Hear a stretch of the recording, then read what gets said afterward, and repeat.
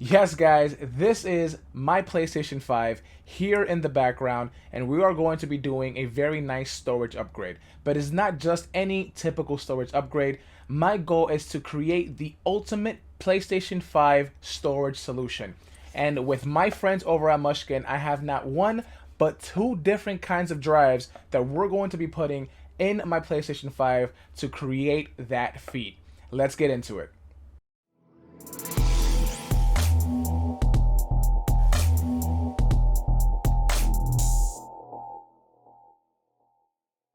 Hey guys, and welcome back to the channel. It's your boy Kobe, and like I said, my goal today is to show you guys how you can create your own ultimate PlayStation 5 storage solution. And with my friends over at Mushkin, we're going to make that possible. So what I have here first is a PCIe Gen 4 NVMe M2 storage called the Mushkin Gamma. This is a very powerful and very speedy SSD that's going to be more than enough to power up our PlayStation 5 to fill it up with storage. And also, we also have here, this is the Mushkin Carbon X. This is actually an external SSD that's actually running on NVMe, which has read and write speeds of about 1,000 megabytes per second. And I'm going to be using this specific drive for the PlayStation 5, but it's going to be storing my PlayStation 4 games. Because what I want to do is create a storage solution not only for the PS5 games that I have now and for the ones in the future, but also I want to make sure that I have enough room to play my old PlayStation 4 games, because I've had a PS4 for a very, very long time, and I want to migrate the games over to my PlayStation 5 whenever I have that need that I want to go and play these older games.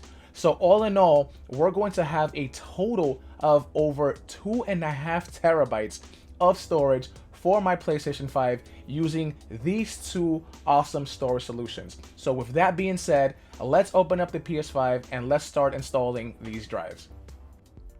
Okay, so installing the drive into the PlayStation 5 is pretty simple. The first thing that you need to do is prepare the M2 drive for installation. The first thing you need to do is make sure that you have a heatsink attached to the drive, because these things get hot. Sony recommends the drive has a heatsink, or you can apply one yourself. I got this heatsink from Micro Center for about $10, but you can find them online as well.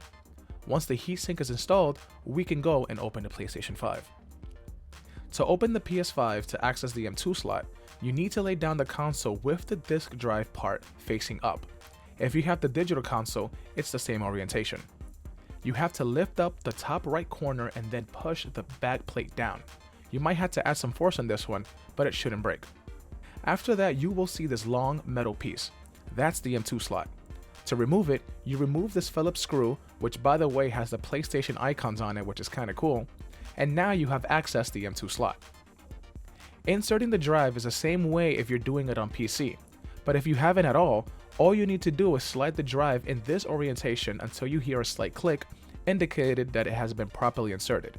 Then you take the screw that was originally in this slot and screw it into place.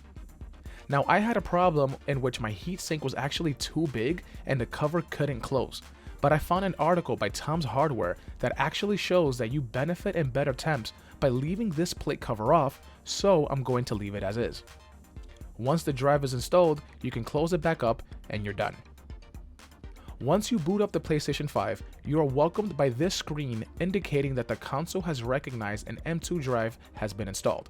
From here, you follow the directions while the console verifies that the drive is good enough to be used, and you're good to go. From here, you can start moving the games to the new drive. To do so, you will go into Settings, then click on Storage, and from here you can find the games that you want to move to the M2 drive. And within a few seconds, the game is transferred super fast into the new drive. Now, installing the external SSD is even easier. All you have to do is connect the drive to the back part of your console, and that's pretty much it. From there, you can go back into the storage settings menu, format the external drive, and you are all set. Now, back at your games, you have the option to move any game from the main storage to either the M2 or the external drive. Just make sure that you move the PS4 games to the external drive, as the PlayStation 5 cannot play PS5 games on external storage, only the PS4 games. The best part about this is that you can designate where you want to install both your PlayStation 5 and PlayStation 4 games to any drive automatically, so you don't even have to manually move them in the future. Now that this is all said and done, let's wrap this up.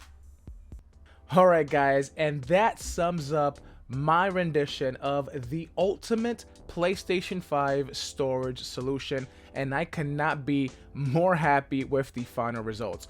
With both of these products that you see here, I have managed to get over 2.5 terabytes of storage for both my PlayStation 5 and PlayStation 4 games going into that console that you see back here, which is honestly mind-baffling considering the fact that I have 3 terabytes of storage in my actual PC that you see back here, and that's actually used for games, for my videos, for all my other content media work, and my working from home station as well. 3 terabytes going into that, and I have almost that same amount of storage inside a gaming console. Now, I am truly grateful and thank you to the guys over at Mushkin for sending me their Mushkin Gamma M2 SSD and their Carbon X external SSD. I will have them linked in the description below if you guys want to check them out for yourselves.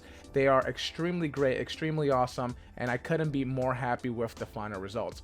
Now, I will be letting you guys know in a future update if I ever run into any issues regarding the fact that I cannot put the M2 cover on the PlayStation 5 because the heatsink that I use for the M2 SSD was way too big for the cover to actually fit and close everything all together. So if I do run into any issues regarding that, I will let you guys know, so pay mind to that. But if you guys did enjoy this video, make sure to hit like and also do not forget to hit that subscribe button. Thank you guys all so much for watching, and we will see you all in the next one.